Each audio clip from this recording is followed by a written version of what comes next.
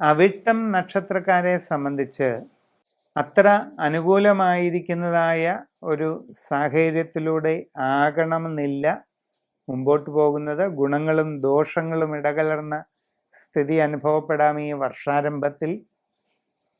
സാമ്പത്തികമായി ചില പ്രതികൂല സ്ഥിതിയൊക്കെ ഉണ്ടായെന്ന് വരാം. പുതിയ ജോലിക്ക് വേണ്ടി ശ്രമിക്കുന്നവർക്കൊരൽപ്പം കാലതാമസമുണ്ടാകാം.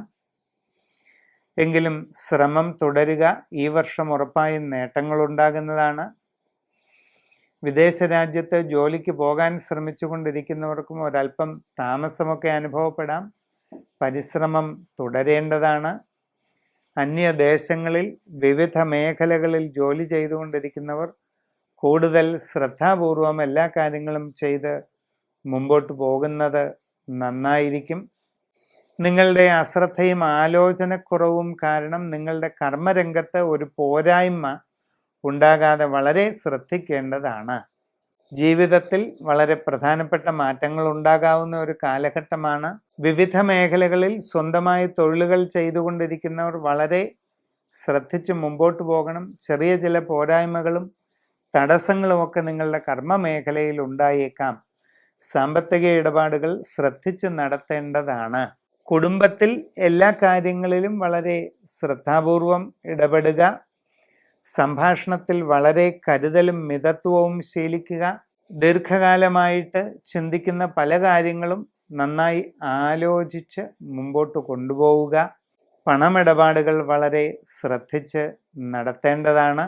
നിങ്ങൾ വളരെ കാലമായി ചിന്തിക്കുന്ന ചില പ്രത്യേകമായ കാര്യങ്ങളിൽ അപ്രതീക്ഷിതമായ ചില അനുഭവങ്ങൾ ഉണ്ടാകാൻ ഇടയുണ്ട്. സമഗ്രവും സമ്പൂർണവുമായ ഒരു രാശി ചിന്തയിലൂടെ സൂക്ഷ്മമായ വ്യക്തിപരമായ വസ്തുതകൾ അറിഞ്ഞ് നല്ല പ്രതിവിധികൾ ചെയ്ത് മുമ്പോട്ട് പോകുന്നതായാൽ ഭാവി വളരെ ശ്രേയസ്കരമാണെന്ന് കാണുന്നു. നമ്മൾ വാർഷിക ഫലങ്ങൾ, പ്രധാനപ്പെട്ട വിഷുഫലം, പുതുവത്സര ഫലങ്ങൾ, ഇങ്ങനെയുള്ള ജ്യോതിഷ ഫലങ്ങൾ നിരൂപണം ചെയ്യുമ്പോൾ ദീർഘകാലം ഒരു രാശിയിൽ തുടരുന്ന വ്യാഴം, ശനി തുടങ്ങിയ ഗ്രഹങ്ങളുടെ സ്ഥിതി അനുസരിച്ചാണ് കൂടുതലും നിർണയങ്ങൾ എടുക്കുക. ശനിയും വ്യാഴവും രാഹു കേതുക്കളുമാണ് ഗ്രഹങ്ങളിൽ ഏറ്റവും കൂടുതൽ കാലം ഒരു രാശിയിൽ നിൽക്കുന്നത്. ശനി ശരാശരി 2.5 വർഷക്കാലവും വ്യാഴം ശരാശരി 1 വർഷക്കാലവും രാഹുകേതുക്കൾ ശരാശരി 1.5 വർഷക്കാലവും ഒരു രാശിയിൽ തുടരുന്നതാണ്.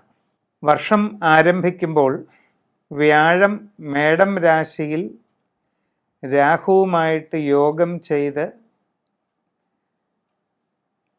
സ്ഥിതി ചെയ്യുന്ന അവസ്ഥയായിരുന്നു. ഈ 1199 ആരംഭകാലത്ത് ഒക്ടോബർ 30 രാഹു മേടൻ രാശിയിൽ നിന്നും മീനം രാശിയിലേക്ക് പ്രവേശിക്കുന്നതാണ്. അപ്പോൾ ജനുവരിയുടെ ആരംഭത്തിൽ മേടം രാശിയിൽ വ്യാഴവും മീനം രാശിയിൽ രാഹു, കുംഭരാശിയിൽ ശനി, കന്നി രാശിയിൽ കേതു.